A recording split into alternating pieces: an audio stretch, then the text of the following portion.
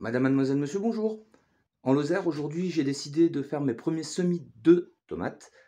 Donc, je vais semer à peu près une quarantaine de variétés. Je vais faire un semis au bâtonnet et au sable. Je vous explique tout ça et je vous explique pourquoi je fonctionne comme ça. Pour faire un semis de tomates au bâtonnet et au sable, qu'est-ce qu'il nous faut? Il nous faut plusieurs choses. Il nous faut déjà des semences de tomates. Donc là, je pense que cette année, je vais en semer entre 40 et 50 variétés, ce qui me permettra d'avoir encore plus de choix dans les semences que je vais proposer l'année prochaine. Il faut avoir préparé ses mottes. Alors moi, pour préparer mes mottes, j'utilise un presse-motte. Je vous ai fait une vidéo il y a quelques temps sur le presse-motte. Je vous mets un petit lien au-dessus, en haut à droite. Vous pourrez aller la voir si vous voulez. Il nous faut du sable, un bâtonnet, un verre avec un fond d'eau dedans et de quoi noter les variétés. Donc moi, j'utilise des petits bâtonnets de glace avec un crayon, un stylo billet.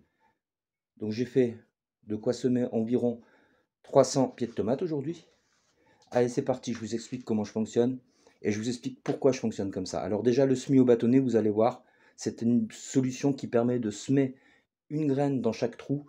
Les petits trous sont déjà faits grâce au presse-motte d'une manière très efficace et très pratique.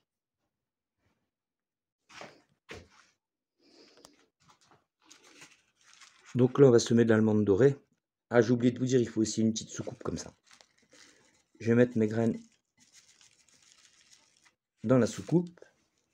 Pour semer au bâtonnet, c'est tout con, c'est vraiment tout simple, tout bête. C'est très efficace, très pratique, très précis. Aujourd'hui, je n'ai pas de caméraman, donc je me débrouille avec une main. Je trempe le bout de mon bâtonnet dans l'eau. Ensuite, je vais choper une petite graine qui va coller sur le bout de mon bâtonnet et je viens la déposer, hop, dans l'alvéole. Je recommence, hop, hop. On voit bien les petites graines qui sont déposées au fond des alvéoles. Je vais m'amuser aujourd'hui à semer à environ 300 pieds de tomates et ensuite je vous montre pourquoi j'utilise du sable et quelle utilité. Il y a une raison. Si j'utilise du sable, c'est pas pour rien. Je vous reprends après.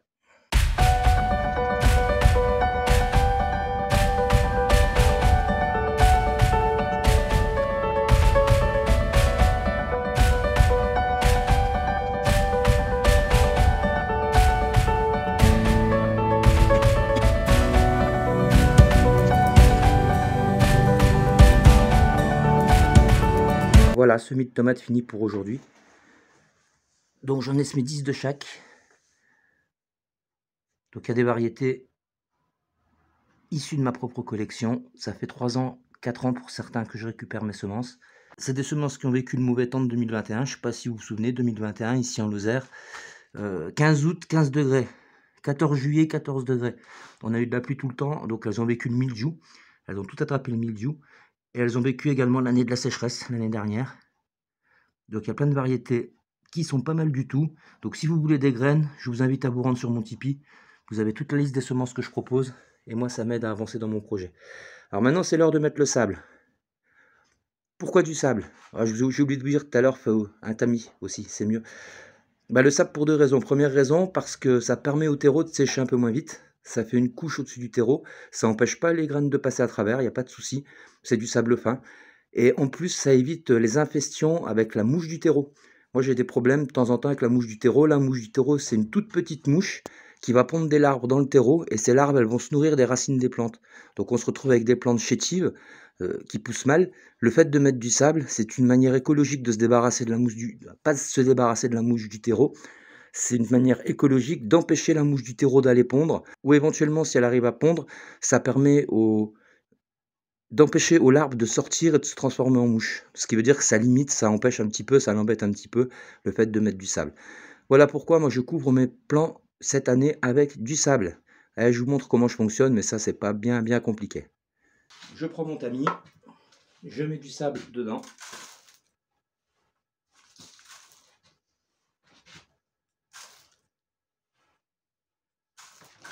Et je tamise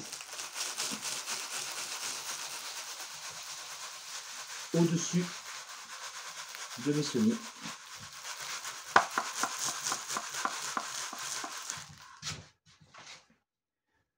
L'autre avantage du sable, c'est que ça a une couleur un peu claire par rapport au terreau qui est noir. Ça reflète un peu mieux la lumière, donc ça permet au plan de filer un petit peu moins.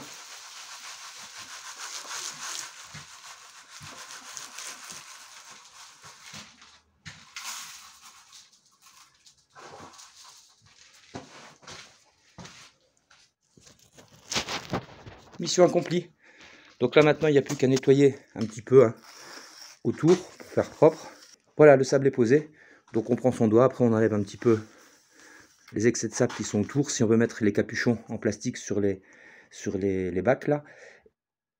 Un bon coup de pulvérisateur. Ensuite il faut stocker ces semis de tomates dans un endroit 20-22 degrés, c'est mieux.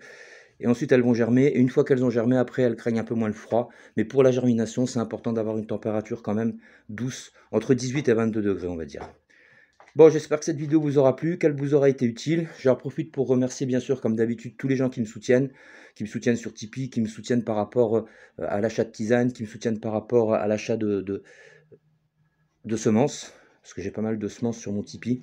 Voilà, moi je vous dis à bientôt pour de prochaines aventures.